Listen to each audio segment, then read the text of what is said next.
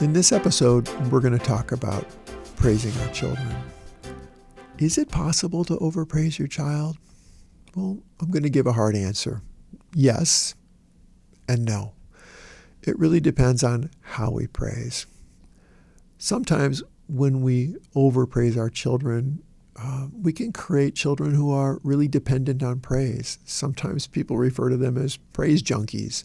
Children who seem to crave positive adult feedback and they struggle when it's not available to them. It's like they don't have any of their own internal way of being proud of themselves.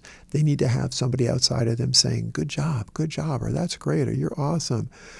If your child seems to frequently ask you if you like something they have said or done, considering turning the tables on them and asking them if they like what they've said or done.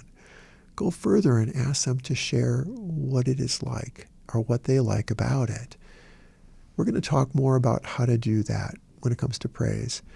With praise, there's a bit of a paradox. Over 30 years ago, Dr. Carol Dweck, a psychologist who studied motivation in children, made this startling discovery. In her studies, she found that when children were praised for their intelligence, people said things like, you're so smart, or you're the best, they actually declined in their performance. Why?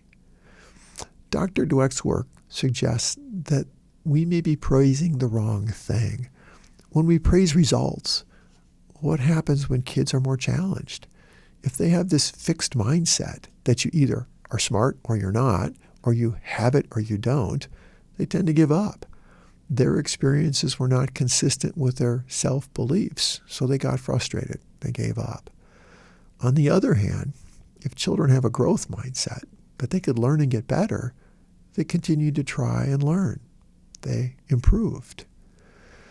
So one of the problems with praise is that we can make overly broad statements. We can say things like, good job, awesome, you're the best, you're the greatest, that's great. But why could this be a problem? Well, there's many reasons. That kind of praise is really vague. It may not help your child understand what you're happy or proud or excited about.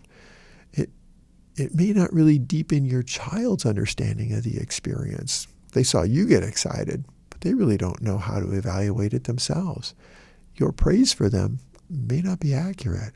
They may not be the best. They may not be the greatest. And that can set them up for failure. And I think that can be part of the challenge that we run into when we have overly broad praise. And so I want to do a demonstration of what it would sound like when it comes to praise. I make it a goal when I have children in my practice and when I interact with family members that I don't praise kids, at least in the same way that you might think about praise. So when I see a child and they show me something they've made or created, or they tell me something they accomplished, I have a choice. I can focus on the result. Good job. Or I can be a mirror. I can give the child information about themselves. You really seem excited to show me your artwork. Tell me about it. What did you make? How did you start? What part do you like the most? You look really proud of your effort and what you have made here. Thank you for sharing it with me. And that's what I do if I want the child to really learn about their own experience. So give some thought to different ways that you can praise your child or children. Instead of praising their results, their performance, their achievement, their score or grade, focus on the skills they used. Were they showing confidence or determination? Did they have teamsmanship in sharing the ball, or sportsmanship if they didn't play well, or if they did play well, they didn't brag or boast about it? Can you see honesty in their effort? Can you see persistence, not giving up? Can you see it when they tolerated frustration, or they showed kindness or patience or sharing or staying calm?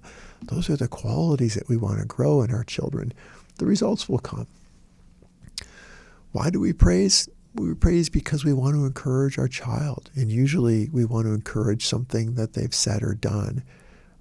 So when we praise, it's really important to make the praise as specific as possible. So for example, if you're at your child's ball game and maybe they played well, you could say, you had a great game, which really doesn't give the child a lot of information about their own experience. But if you say, in that second inning when you were on third base, you did a really nice job throwing the ball to second base, very specific. Or when you were up to bat, you really stayed focused on trying to get on base. You give them positive feedback about a specific thing they did rather than you had a great game. As a general rule, it is better to give feedback to a child fairly quickly after the experience so they have some idea of what you're talking about. They can connect their own memory, the experience they had with what you're talking about. But sometimes it's not possible to give feedback right away. Maybe you're hearing about it secondhand from the other parent or from your child when they're recapping their day. So you can always talk with the child about the thing that you saw or you wanted to praise them for by sharing with your child one of your favorite memories of the day. Maybe it's at the end of the day. In this moment, you can describe the thing that they did or said and how it made you feel.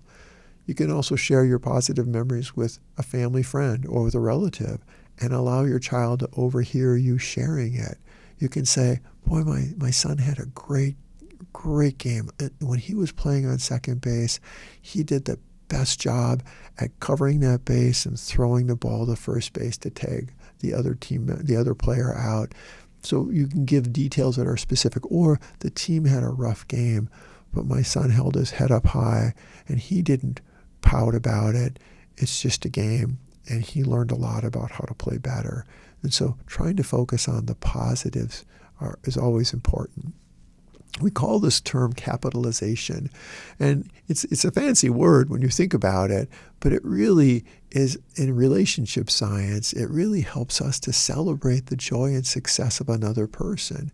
And so when our child tells us something that they're excited about, we can become part of that memory for them by also being excited for them and sharing our joy. Similarly, if we show that our child that we're excited about it, they're more likely to remember that experience. Sometimes we can use language that really confuses our kids. When we praise, be careful not to give praise and then pull it back. Focus on the immediate behavior in the immediate moment in front of you. Praise can be negative when you say something positive and then you link it to something negative. So here are some examples, and some of these can be really cringeworthy.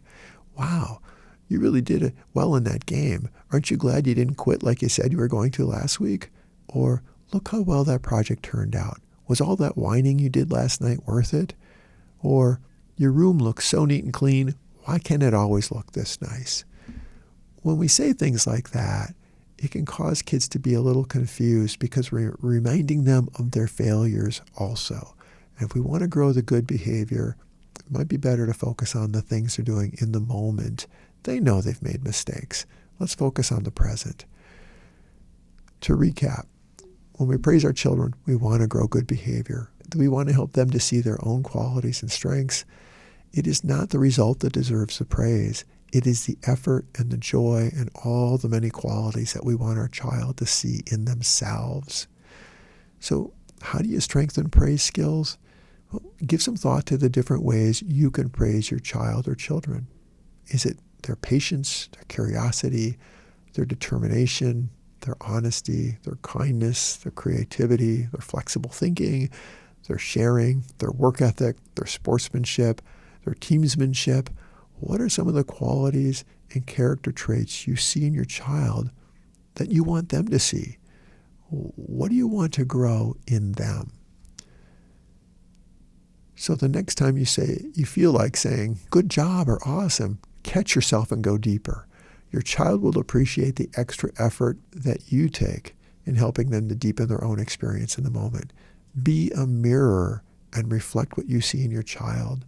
Your child will still want to know what you think, but if you also help them to see the experiences and their own strengths, it is a big win for both of you.